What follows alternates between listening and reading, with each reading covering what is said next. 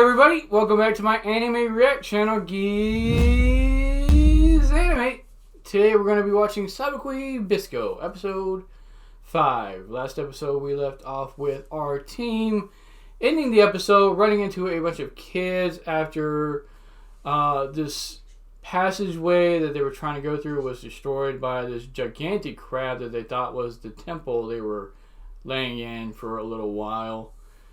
And since this passageway got destroyed, they have to find a roundabout way to get to the area they're trying to go to. And inadvertently, they run into these children who seem to be holed up in like this small little town or some rubble of buildings that are left pretty much standing. And they've decided to use it as like their home. And now Bisco and Milo have to try to figure out how to get through their little area, because I'm pretty sure they don't want to harm these kids, especially Milo being a doctor. And Bisco just doesn't seem the kind of person to harm kids. So maybe they'll help them out in some way and the kids will allow them passage. Really not sure though. Also, last chapter we run into Tiro, the girl who is pretty much in and out of the episodes. I'm not sure if she's going to be like some mainstay character. She does bring a bit of levity to the series, some humor. Not that she's really needed for that, because the series is kind of funny without her, to be honest. But she's an interesting character, and I hope she does stay.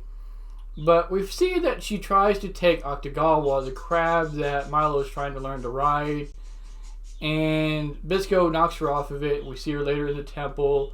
She has been infested with some kind of parasite that the governor put in her to pretty much subdue her and other military people that are under him, to keep them pretty much in line with him. And anyone that leaves, this thing apparently like manifests inside of it, like it kills them. So something that she was unaware of she had, and I'm pretty sure all the others are as well. So that just goes to show how corrupt or cruel this governor guy really is. So that's pretty much it about the previous episode and the general recap of the episode. I did have a little more to say though about the channel itself. It seems that I'm going a bit too far with the editing and things of that nature in the video, adding too many memes or other things, green screens, whatnot. So I'm going to try to cut back on that a little more, so the videos will be shorter than they've been previously. I'm also going to edit out more dead space so that it's just more concise. I left a lot of the video in to give, clarity to whatever memes or green screens or whatnot that I threw into the video. But since I'm going to lessen that, I'm also going to lessen the dead space as well. Hopefully that's not an issue to everybody that watches. If it is, let me know and I'll return to normal. But with that said, let's get on to this episode. See how our squad deals with these children, and I'll see you there. Alright everybody, here we go. And I was actually about to mention something about Paul, because I was wondering how long it would be until we saw her again. So that's good to know that she's already back. Obviously keeping a close trail on them. Oh wow, she is right there too. Okay, so the children probably think they're part of the military and they're after the kids or something the kids have.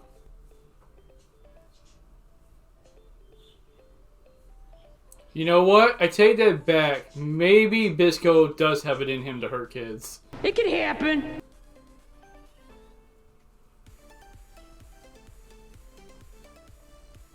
Yeah, they're not going to take him. Are you sure? Okay, never mind.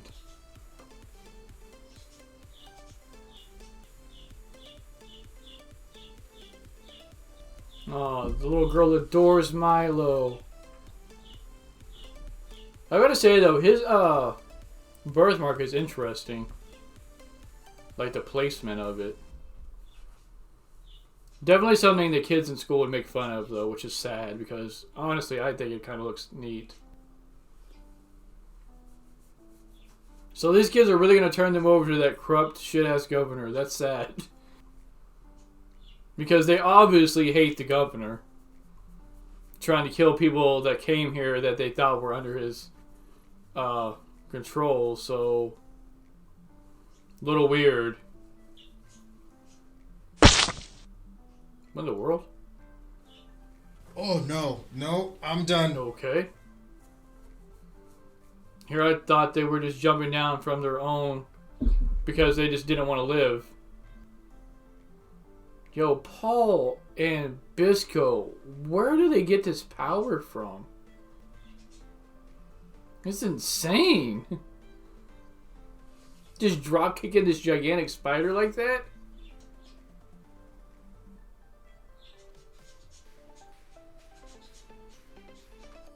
Yeah, that does sound terrible.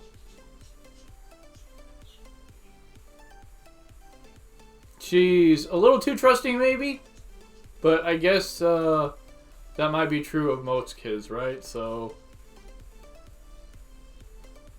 although I wonder where they all came from. Are they all orphans that just found this place, or what? What kind of disease is that?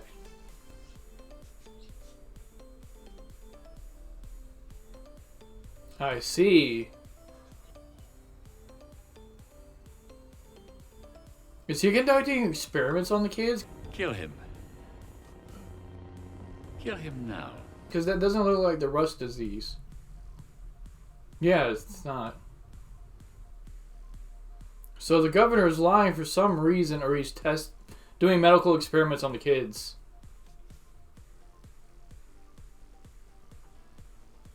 Alright, well, we know that that's bullshit. Something happened, though. That's obviously not Bisco. Did they send somebody to act like a mushroom keeper and then tell them to, you know, just destroy the city? Yeah. They're setting them up. So that just gives more leeway to the fact that I know that the government knows that the mushrooms don't cause the rust. And they just want to keep it this way.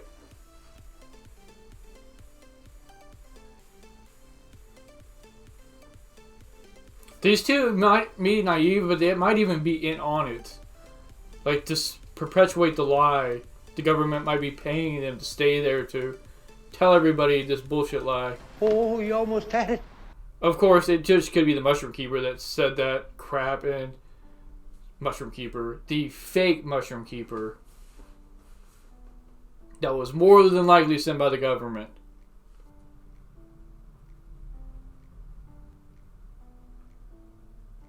See? And that's what I don't understand.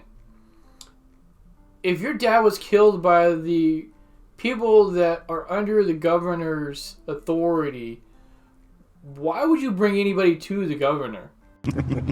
You got a point there, motherfucker. Obviously, Bisco would be on their side. Nuts is kind of nuts.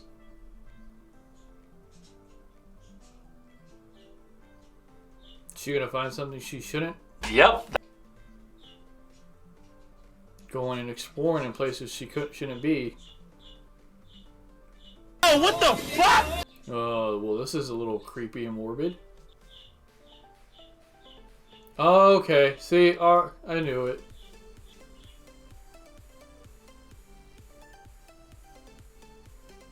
Yeah. Definitely, they're the bandits. Duh.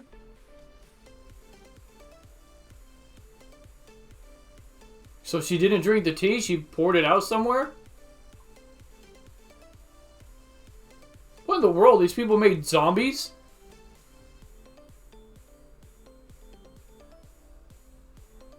With that plan. Wow, these two are mentally disturbed. What in the world? They're gonna lock the, blow up the entrance. What was the point of that whole ordeal, though? That seems so random, just to throw this old couple into the show to obviously fabricate some bullshit lie about the Mushroom Keepers, Because after what they just tried to do, to continue to believe what they said would be naive. Like, that just seems so weird. Like, just show these people that are really old, that live out here in the boonies by themselves, that are family members of those creatures in the movie Wrong Turn. And it is, I don't know, it just seems really random.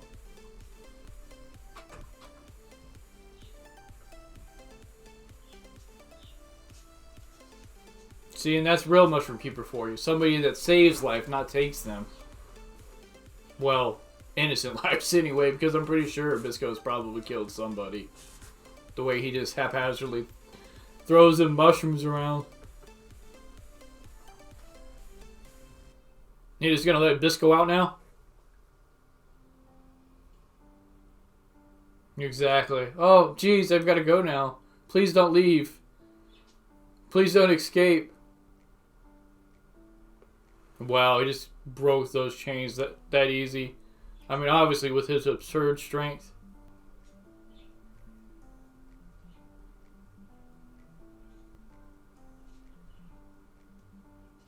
Oh, I think they're on their way. That said, though, how are you so naive to think that handing Bisco over to this corrupt governor, that this governor would just give you the money and not just arrest you or kill you right there anyway?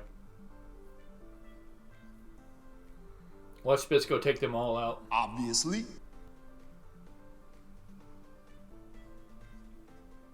Man, this world is really dangerous to live in. You got gigantic blowfish flying in the air, gigantic ass crabs, giant spiders, and God knows what else in this world. Like, just kill me. This is insane. You've got mentally disturbed people turning other people into zombies. And then you've got this rust disease that's killing people. I just wanted to do a little announcement that I am going to be doing a figure giveaway at 500 subscribers for a Super Masters Diorama 2 Trunks and Vegeta figure. It's over 9,000! Hope you enjoy it. As a show of appreciation for the support that everybody's been giving me, all the comments everybody's been leaving, all the love from the anime community that I've been shown. I'm hoping to continue with what I'm doing and just to get better as I go to make the experience more enjoyable for everybody so that I can earn that sub from you. And like I said, at 500 subscribers, I will be doing a giveaway for this figure. It is unopened, as you can see. So if you want to win that, then subscribe and just make sure that you're over 18 years of age and you live within the US, because I don't know if I could afford the shipping outside. Like I said, though, with that said, I appreciate all the support I've been given. Thank you very much, and I will see you all next time.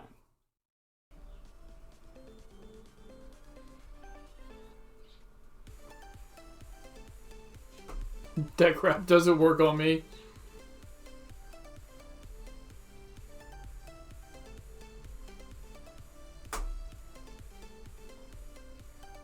Seems like a pretty good trade to me. For every one of these things he takes down, he gives them a name. That's good. Look at that too. All the mushrooms that we can eat now. If they're edible mushrooms, that is. These dang blowfish are like, holy crap, the weight of these things. And just plummeting to the ground. The kid is just spitting out names one after the other.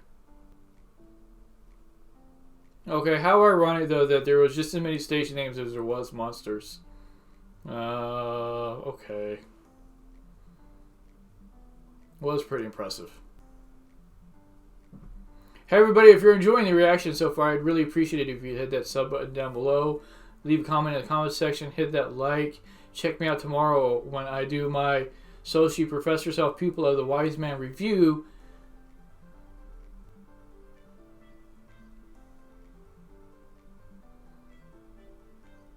This little girl loves him. Kind of like a bigger brother or a father type figure. Doesn't want him to leave her. Them. And as a doctor, he could keep them safe, you know, if they ever get injured or anything as well.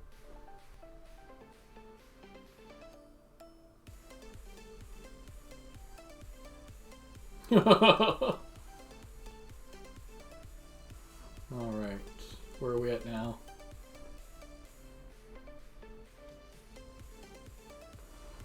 I take it they're looking for Jobby. Since he did obviously stay behind. Oh, he tried to hide inside one of the suits. And when the governor did his little snap to make everybody sit or kneel, Jobby didn't know what that meant.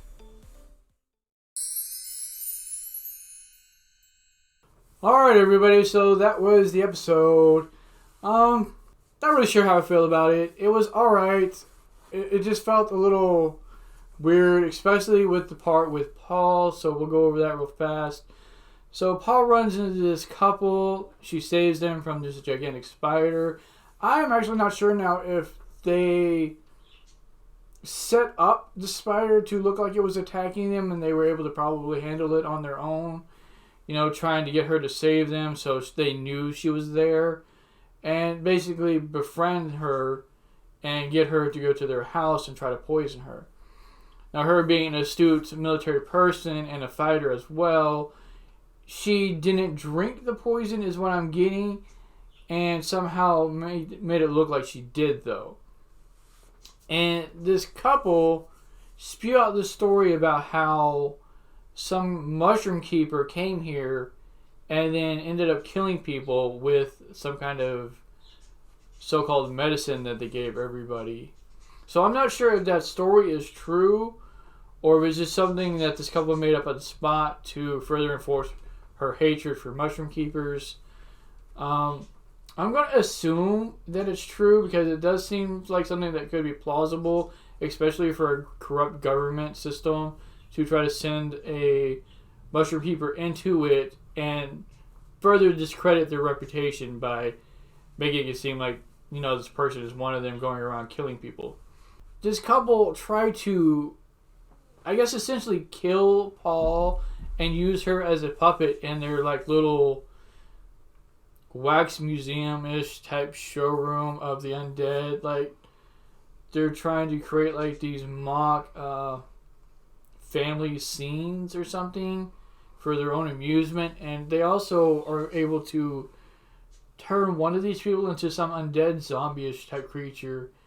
So I'm not sure what their real goal here was. I guess it's really never made clear other than they just want to kill people. But they end up realizing that they can't beat Paul, so they blow up the entranceway and lock themselves in this place. So I'm not sure if they're just going to die in there or if they got some kind of long-lasting food supply hidden away inside of there, because they did say, you know, we kind of knew this was coming, so we planned for it ahead of time.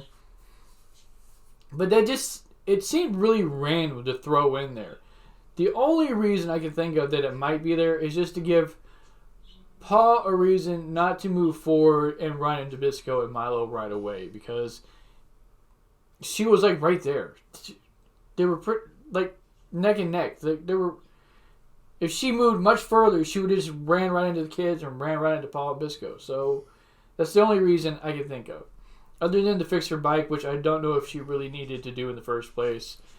To go into these people's homes to do in the first place. If this is something she could have just done by herself.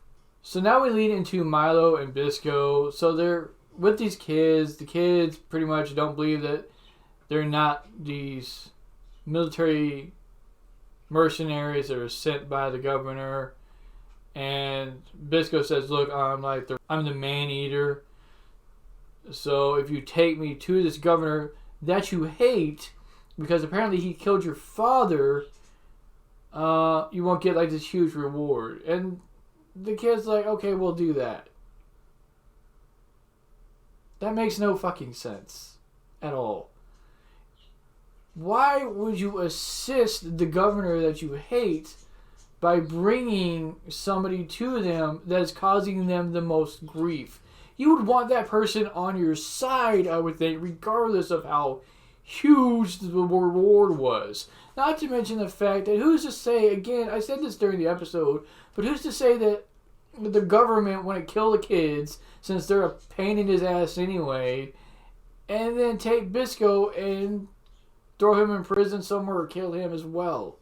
They're children, so to say it's childish thinking is a bit blunt and obvious, but it makes literally no sense. I mean, they don't seem like they're that stupid of kids, especially being out there on their own, trying to fight off these giant flying fish. So they have some semblance of intelligence to be able to survive that long. So to not be able to think through something like that is poor storytelling, in my opinion. Bisco saves them from these fish. These fish end up coming to attack them early because they're short on food.